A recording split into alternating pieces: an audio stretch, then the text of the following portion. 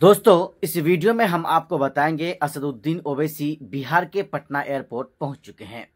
असदुद्दीन ओवैसी जैसे ही बिहार के पटना एयरपोर्ट में वो उतरे, यानी उनका जहाज लैंडिंग किया, असदुद्दीन ओवैसी के लिए एआईएमआईएम पार्टी के इकलौते विधायक अख्तरुल ईमान और पूरे बिहार के प्रदेश अध्यक्ष एयरपोर्ट के बाहर असदुद्दीन ओवैसी साहब की स्वागत के लिए, उनका इस्तकबाल के लिए तैयार थे।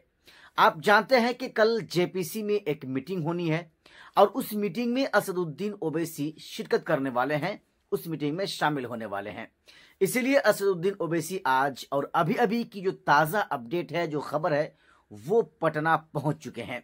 पटना पहुंचने के बाद उनकी ज़बरदस्त स्वागत की गई और फिर उनकी स्वागत के बाद उनको ले जाकर जो है होटल में जाया गया है। असदुद्दीन ओवैसी साहब कल होने वाले जेपीसी की एक मीटिंग में शामिल होंगे, शिरकत होंगे। उसको लेकर असदुद्दीन ओवैसी आज और अभी अभी पटना पहुंच चुके हैं। दोस्तों, बहुत बड़ी खबर है जो मैं आपको बता रहा हूं। कल सबकी निगाहें असदुद्दीन ओवैसी पर होंगी। कल सबकी नजरें ओवैसी को देखेंगी कि आखिर ओवैसी जेपीसी के मीटिंग में जो शामिल होंगे तो अपनी तरफ से वो क्या राय पेश करेंगे, क्या राय देंगे। दोस्तों, आप जानते हैं ओवैसी जब जब मुसलमानों की जरूरत पड़ती है, जब जब मुसलमानों की आवाज को दबाने की कोशिश की जाती है, जब जब मुसलमानों पर जुल्म होता है, तो सबसे पहले अगर किसी की जुबान खुलती है, सबसे पहले अगर कोई आवाज को बुलंद करता है, तो उसका नाम असदुद्दीन ओवैसी है।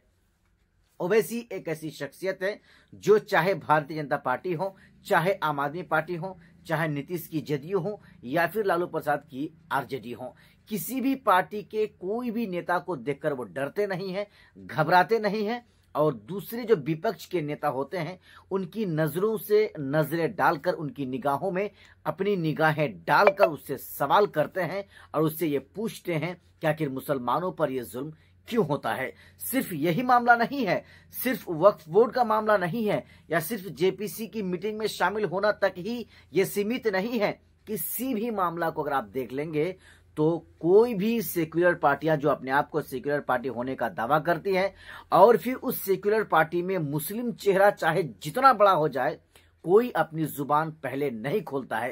पहले ओवैसी बोलता है, पहले मुसलमानों की आवाज को यही उठाता है, मजलूमों की आवाज को अपनी आवाज समझकर, चाहे वो पार्लियामेंट में हो या फिर अपना जो हैदराबाद क्षेत्र है वो हो या फिर पूरे हिंदुस्तान के अलग अलग राज्य के अलग अलग जिले हों, जहां जहां जुल्म होता है, जहां लोगों पर जुल्म किया जाता है, तो उस जालिम के खिलाफ आवाज उठाने वाला शख्स अगर कोई है तो वो असदुद्दीन ओवैसी है। ओवैसी एक ऐसी चीज है, आप जानते हैं इसी साल 2025 में बिहार के अंदर विधानसभा का चुनाव होना है और सीमांचल में ओवैसी का एक पकड़ है, अलग एक पहचान है। हालांकि आप जानते हैं कि ओवैसी के 5 विधायक 2020 में जीते थे, लेकिन अब वो चारों के चारों विधायक एमआईएम पार्टी के साथ नहीं है, यानी आरजेडी पार्टी में जाकर शामिल हो चुके हैं। फिलहाल दोस्तों, जो मामला है, ओवैसी कहीं से भी कोई चूक करना नहीं चाहते हैं। 2025 में फिर वो पूरी ताकत बिहार के सीमांचल में झोंक देना चाहेंगे।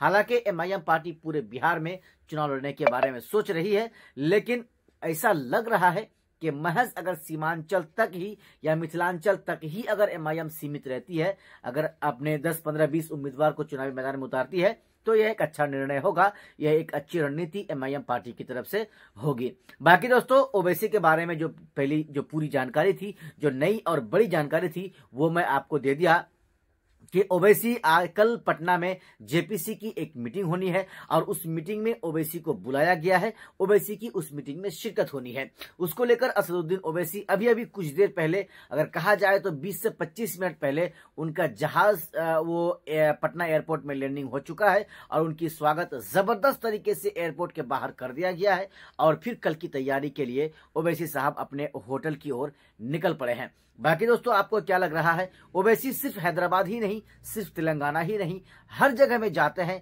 हर जगह में मुसलमानों की आवाज बनते हैं, मजलूमों की आवाज बनते हैं। बाकी दोस्तों, आपको हमारी ये जानकारी कैसी लगी? आप हमें हमारे इस वीडियो के नीचे कमेंट बॉक्स में कमेंट करके अपनी राय हमें जरूर बताएं।